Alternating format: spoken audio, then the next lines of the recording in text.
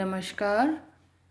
आज के वीडियो में हम चर्चा करेंगे ओशनोग्राफ़ी की शाखाओं के बारे में, यानी ब्रांचेज ऑफ ओशनोग्राफ़ी के बारे में। और अभी तक ओशनोग्राफ़ी से रिलेटेड जितने भी लेक्चर हुए हैं उसमें हमने ओशनोग्राफ़ी की डेफिनेशंस, ओशनोग्राफ़ी के स्कोप के बारे में और ओशनोग्राफ़ी की हिस्ट्री के बारे में चर्चा की। और इन सब के बारे में चर्चा करने के पश्चात इतना हम जान चुके हैं कि समुद्र विज्ञान का अन्य जो कई विज्ञान हैं उनसे घनिष्ठ संबंध है, जैसे कि भूविज्ञान, मौसम विज्ञान, जीव विज्ञान, भूभौतिकी, भौतिक शास्त्र, जलवायु विज्ञान।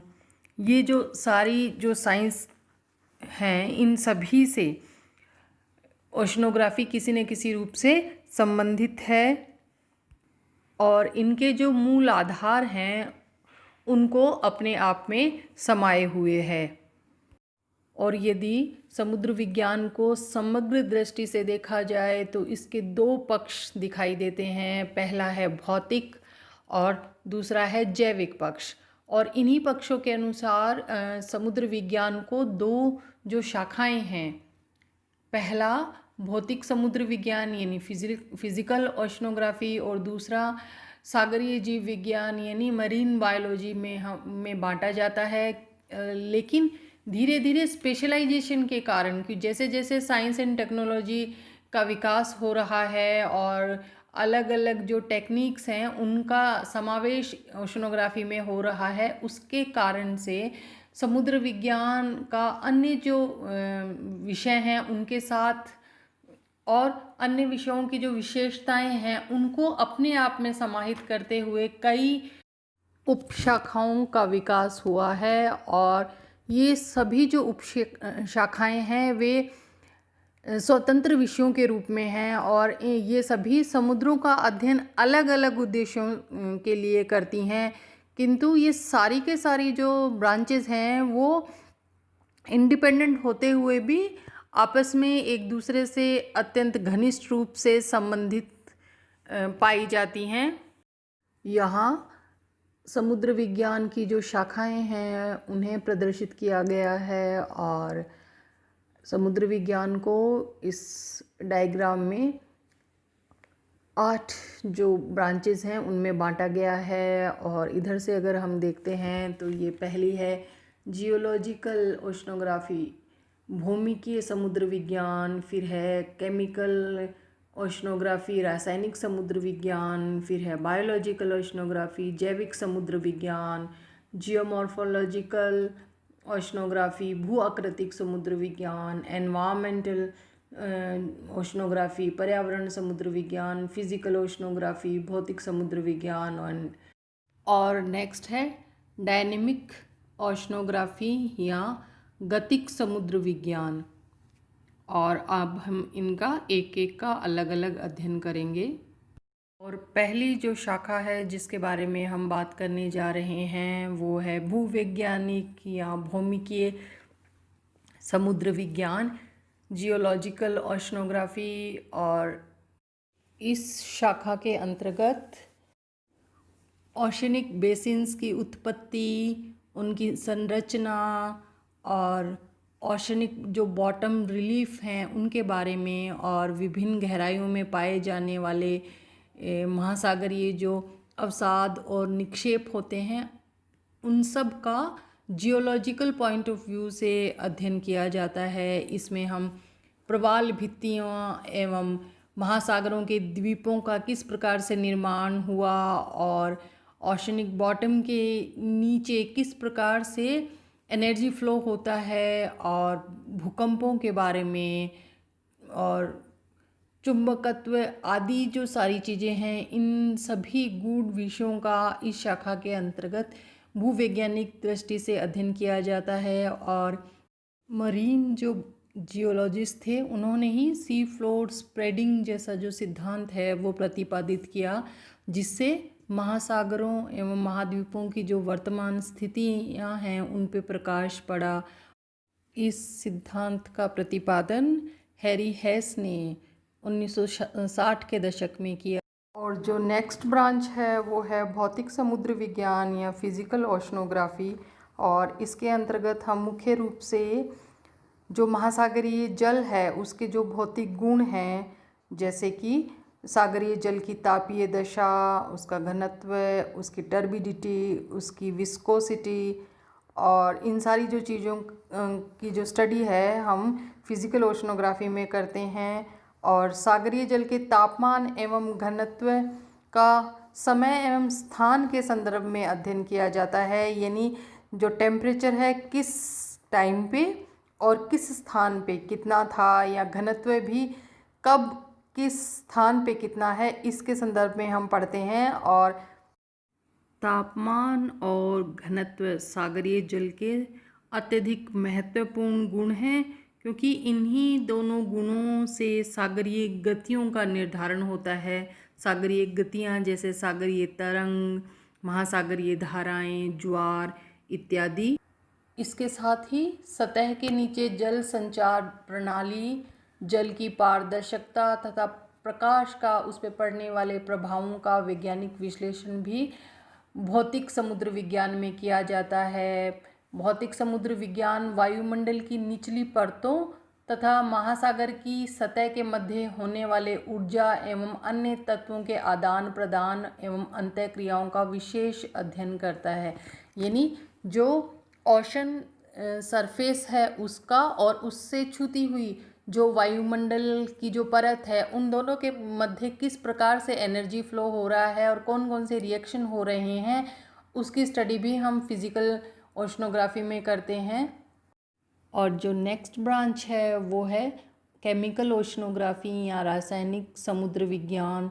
तो सागरीय जल के रासायनिक संगठन और उसकी जो केमिकल प्रॉपर्टीज़ हैं उनकी स्टडी हम केमिकल ओशनोग्राफी में करते हैं। और इसके अंतर्गत हम किस प्रकार से हाइड्रोस्फीयर का ओरिजिन हुआ और सागरीय जल के मुख्य तत्व क्या हैं, क्या घटक हैं, सैलिनिटी कैसी है, अवक्षेपण यानी अपवेलिंग जो होती है वो कैसे होती है, प्रकाश संश्लेषण और न्यूट्रिएंट साइकिल यानी पोषण चक्र है, इन सभी का अध्ययन किया जाता है। और इसमें जो सबसे इम्पॉर्टेंट फैक्टर है वो है सागरीय लवणता। उसके अध्ययन पे विशेष बल दिया जाता है, क्योंकि ये जो है लवणता जो है वो सागरीय जल के घनत्व को, सागरीय जल का की जो गति है यानी जो मूवमेंट है उसको, और वाष्पीकरण की जो प्रक्रिया है और सागरीय जीवों को प्रभावित करती है, साथ ही साथ उन्हें नियंत्रित भी करती है। और इसके अलावा भी ऐसे अनेक रासायनिक कारक होते हैं जो महासागरों की जैविक, भूवैज्ञानिक तथा भौतिक प्रक्रियाओं को प्रभावित करते हैं। आधुनिक समुद्र विज्ञान में समुद्री जल के रासायनिक विश्लेषण का विशेष महत्व है। और जो नेक्स्ट ब्रांच है वो है बायोलॉजिकल ओशनोग्राफी, जिसके अंतर्गत सागरीय जीवों के विभिन्न पक्षों जैसे सागरीय पौधों, सागरीय जंतुओं एवं सागरीय सूक्ष्म जीवों की विशेषताओं एवं उनके वितरण, सागरीय आवासों विशेष तौर से वेटलैंड्स, कोरल रीफ्स, मैंग्रोव्स, सागरीय पुलिन, लैगून आदि की जो विशेषताएं होती हैं उनका, और इनके साथ ही सागरीय बायोम, इन सभी का अध्ययन जो है वो हम बायोलॉजिकल ओशनोग्राफी के अंतर्गत करते हैं। महासागरों को विश्व की निरंतर बढ़ती हुई जनसंख्या के लिए भावी भोजन भंडार के रूप में देखा जाने लगा है। अतः समुद्री जीव विज्ञान का क्षेत्र भी अत्यधिक विस्तृत हो गया है। और नेक्स्ट है डायनेमिक ओशनोग्राफी या गतिक समुद्र विज्ञान जिसे कहते हैं। और इसके अंतर्गत सागरीय जल की जो विभिन्न गतियाँ होती हैं, जैसे कि सागरीय तरंगों, महासागरीय धाराओं, ज्वार, सुनामी, ज्वारीय एवं तूफान तरंगों के विभिन्न पक्षों का अध्ययन किया जाता है। यानी ओशनिक वाटर के जितने भी मूवमेंट्स होते हैं उनकी स्टडी हम डायनेमिक ओशनोग्राफी में करते हैं। और इसके अंतर्गत वायु एवं सागर अंतःक्रियाओं यानी एयर एंड सी इंटरेक्शन तथा उनसे जो रिजल्टेंट जो चीज़ें हो रही हैं, जैसे कि सदर्न ओसिलेशन, वॉकर संचरण, अल नीनो, ला नीना परिघटना आदि की स्टडी हम डायनेमिक ओशनोग्राफी में करते हैं। और जो नेक्स्ट ब्रांच है वो है जियोमॉर्फोलॉजिकल ओशनोग्राफी, और इसके अंतर्गत अन्नाच्छादन के तटीय यानी जो सागरीय प्रक्रम होते हैं उनकी क्रियाविधि तथा उनसे किस प्रकार की स्थलाकृतियाँ उत्पन्न होती हैं, जैसे कि सागरीय क्लिफ बनता है या तरंग घर्षित प्लेटफॉर्म बनता है, सागरीय कंदरा, स्केरी, स्टैक, तरंग निक्षेपित वेदिका, सागरीय पुलिन आदि सब की स्टडी जो है वो भूआकृतिक समुद्र विज्ञान में की जाती है। और ये जो सारी जितनी भी स्थलाकृतिक स्वरूप हमने पढ़े वो सागरीय जीवों, जिसमें कि सागरीय पौधे एवं सागरीय सूक्ष्म जीव एवं जंतु शामिल हैं, उन सभी को आदर्श आवास प्रदान करते हैं। और एनवायरमेंटल ओशनोग्राफी या पर्यावरण समुद्र विज्ञान के अंतर्गत मनुष्य एवं सागरीय पर्यावरण के बीच होने वाली अंतरक्रियाएं और उनसे उत्पन्न सागरीय प्रदूषण एवं उनके निवारण के उपायों का अध्ययन किया जाता है। यानी मनुष्य के क्रियाकलापों के कारण जो सागरीय प्रदूषण हो रहा है उसका अध्ययन और उसकी रोकथाम के जो उपाय होते हैं उनका अध्ययन हम इसमें करते हैं। नित्य नए संसाधनों की खोज में आर्थिक यानी विभिन्न आर्थिक उद्देश्य लेके मनुष्य सागरों में नित्य नए प्रयोग करने में लगा हुआ है, जिससे अनेक प्रकार की पर्यावरणीय समस्याएं उत्पन्न हो रही हैं।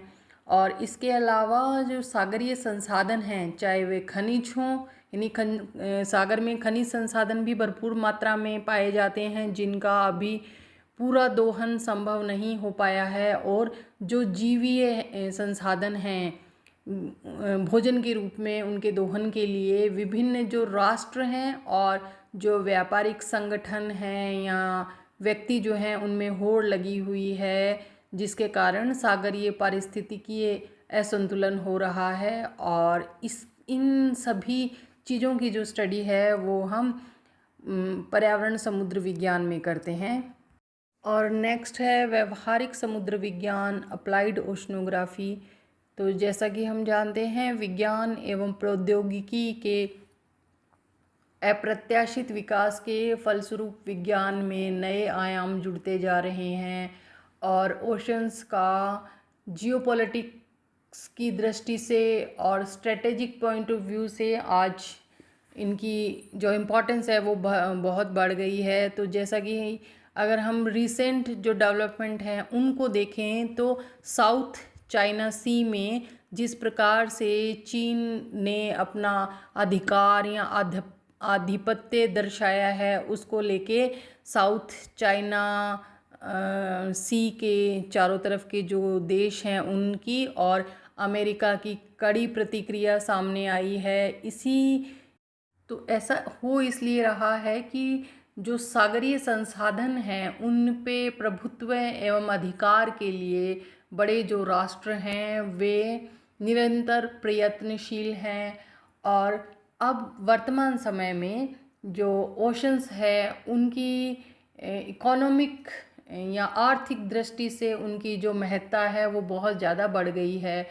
और वैज्ञानिकों के अनुसार महासागरों से सभी प्रकार के खनिजों को प्राप्त किया जा सकता है, और इससे प्रोटीन की अपेक्षित मात्रा भी उपलब्ध की जा सकती है। यानी भोजन के रूप में भी जो सागरीय संसाधन हैं उनको इस्तेमाल किया जा सकता है।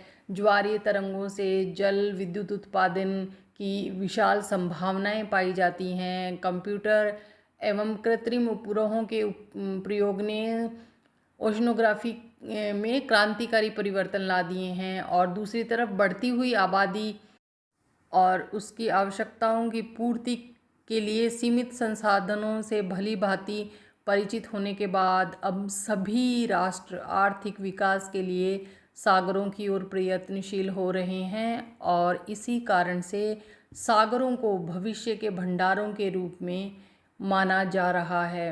और ये जो सारी चीज़ें हैं, मतलब सागरों से रिलेटेड जो प्रैक्टिकल आस्पेक्ट्स हैं, उनकी स्टडी हम अप्लाइड ओशनोग्राफी में करते हैं।